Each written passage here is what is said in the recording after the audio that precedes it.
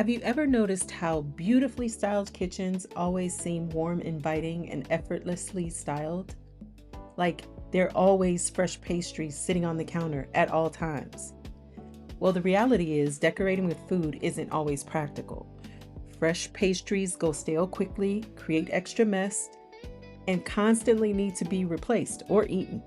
So in today's video, I'm sharing one of my favorite kitchen styling hacks: DIY faux pastries that look beautiful and realistic, yet they're made from real food.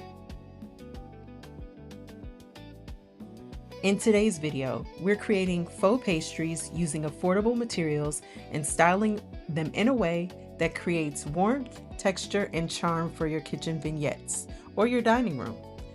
So think about this. Most times in my videos, you see food. Sometimes it's real, sometimes it's not.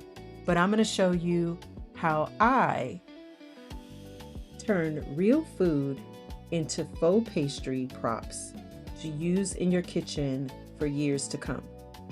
Let's get started, friends.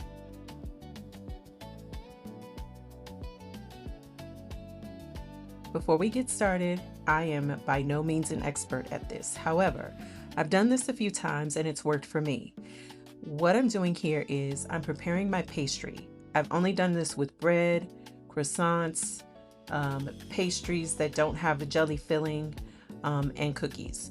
So what I'm doing is I am using my convection oven setting on my steam oven. You can use a regular oven or you could use a toaster oven. Bottom line, you want to use a heat setting that is actually removing the moisture from the unit itself and also from, in this instance, the croissants that I'm going to turn into faux pastries. So you want to have a heat setting between 90 to 120 degrees Fahrenheit.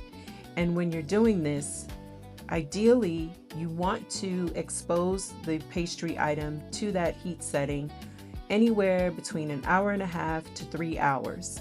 And you may need to do this repeatedly. Like in this video, I did these croissants 2 cycles of an hour and 30 minutes each. So the first time I did it, I let them dry completely overnight, and then I did it again the next day. The thing that I did not want to occur is for them to actually begin to brown. So that is why I did for an hour and 30 minutes the first time and let them cool down completely.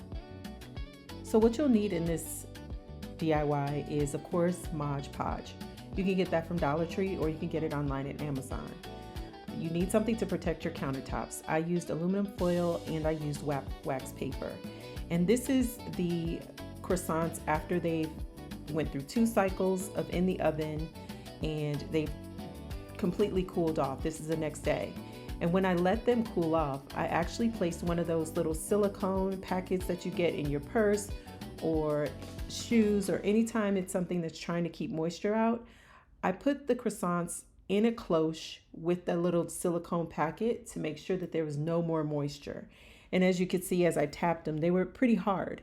Now you could actually break them at this point because they're brittle. But what I'm doing is using a sponge that I got from the Dollar Tree, or you can use a brush. You're applying the Mod Podge to the croissant, and I'm doing that on one side, and I'm placing it on there very heavy. And you're going to let this set. Now, the instructions say that it only takes an hour for Mod Podge to actually dry, and that's true. However, it takes weeks for it to actually cure and completely set. Now, don't let this deter you from this project, because once they're dry within an hour, you can flip it and seal the other side. And I do this within maybe a 3 to 4 hour window on a Saturday in between cleaning. And you can see here, I actually put toothpicks on the dry underside while I applied the Mod Podge to the top, and I put it on there heavy. I did use the matte Mod Podge, and you could see that there is a sheen. So if you use anything like glossy or shiny glossy Mod Podge, I think it may look a little too fake.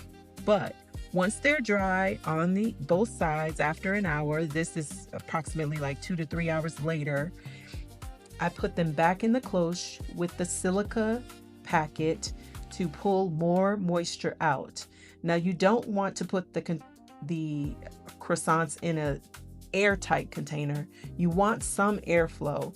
But if you live in a humid environment or your house is humid and has a lot of moisture, I'd recommend the silica packet. And you can see here, you're done. Um, I'm going to leave them in this cloche, but you could see those are some faux Amazon pastries that I spent less than $20 for, and I've had those for years. But these are the ones that I made.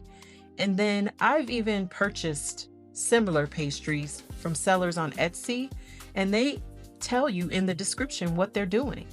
So here's an easy DIY way to turn some of your real food items into prop food items.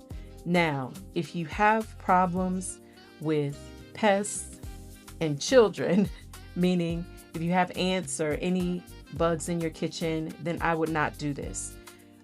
Also, once these dry after about 24 hours, now it takes 4 weeks for them to cure completely, but after 24 to 48 hours, you can style them. They do look real.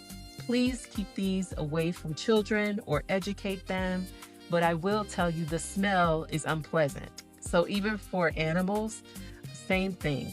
But this is an easy way to use your real food scraps, turn them into faux food props.